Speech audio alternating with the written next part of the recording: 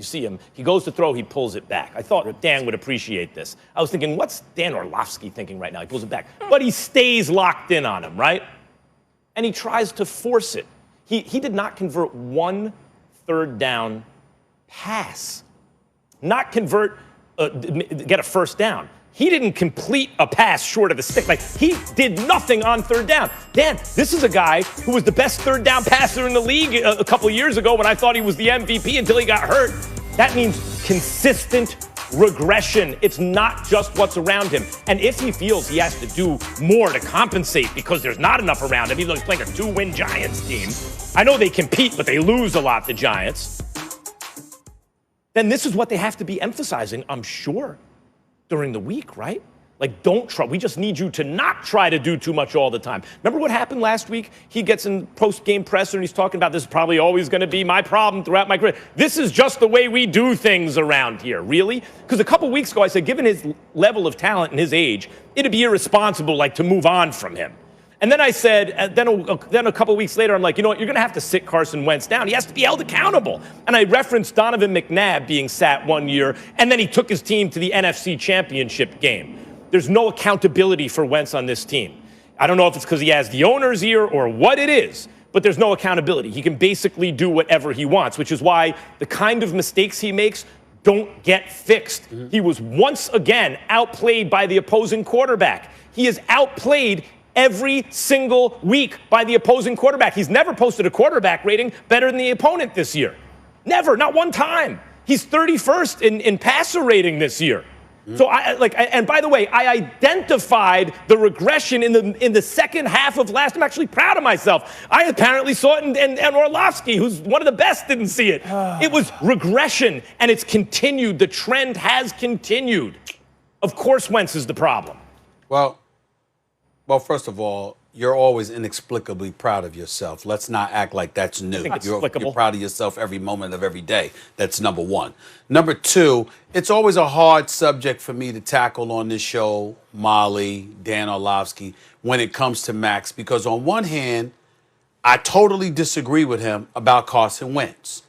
On the other hand, I'm so proud of him for sticking to this one point. It almost brings tears to my eyes. He has not wavered, not one bit. Nope. The ultimate waffler has not wavered. He has been consistent in his position about Carson Wentz, and it makes me so proud of him that he hasn't danced like the late Fred Astaire or moonwalked like Michael Jackson. I got to give Max credit for that. He is consistent with this Carson Wentz thing, but he's wrong, and here's why he's wrong.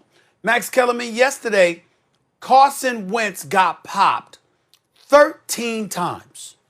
13 times this man got hit yesterday, okay? I mean, they were all over him. There was no protection from the offensive line. You had Jason Kelce out of the shotgun spot that couldn't snap the damn ball high enough, okay? Kept snapping the ball low. That was problematic. They don't protect them. The receivers aren't getting open all the time. Sometimes they're open and Carson Wentz does miss them. But obviously, most of the time, that's not the case. And then you got the combination of Sanders and Scott running the football. Is there something wrong? I mean, did Miles Sanders do something to somebody? The brother's averaging about 6 yards a carry. He averaged about 5.7 yards a carry yesterday. And oh, by the way, the combination of the two was running the football effectively, yet Doug Peterson decides to give them the ball 18 times. You would think the way that Carson Wentz has been playing, the way that he has struggled, how you've got somebody like Max targeting him every single damn week. Sometimes he gives them reasons to do so. Sometimes he doesn't. You got problems on your offensive line. You would think, in terms of pass protection,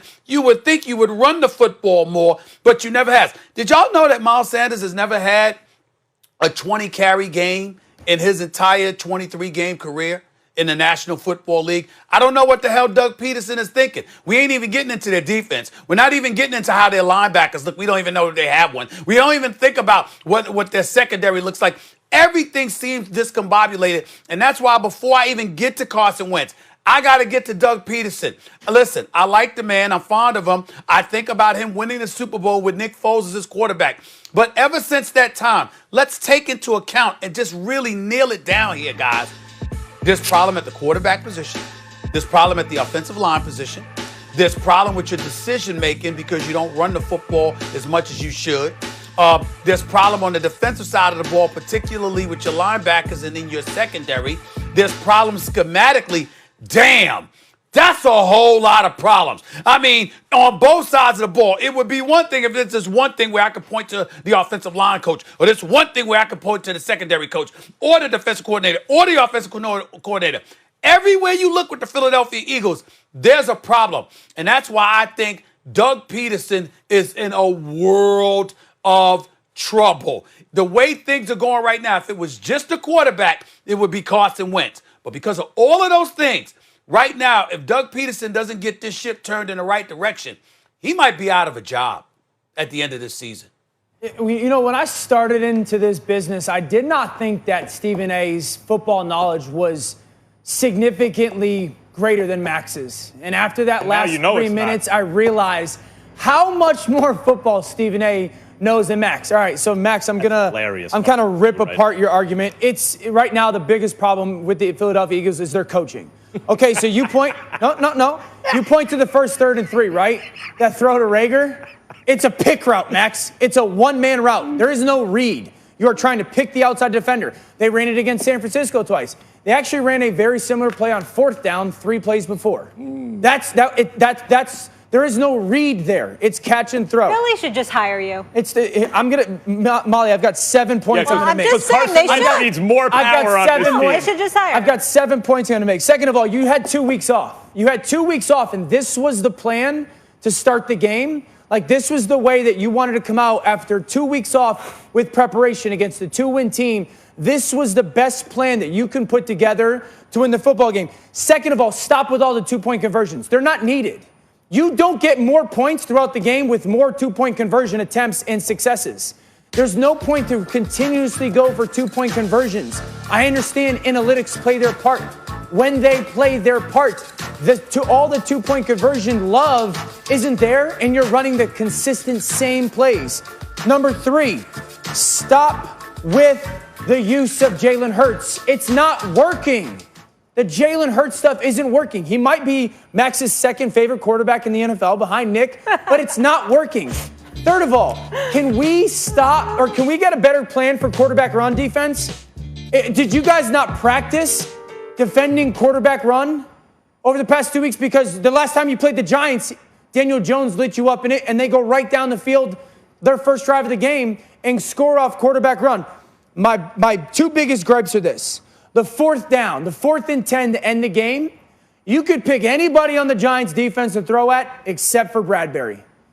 The ball should not go to Bradbury. The plan should have the ball to go to someone else other than 24 in the defense. But here's my biggest complaint.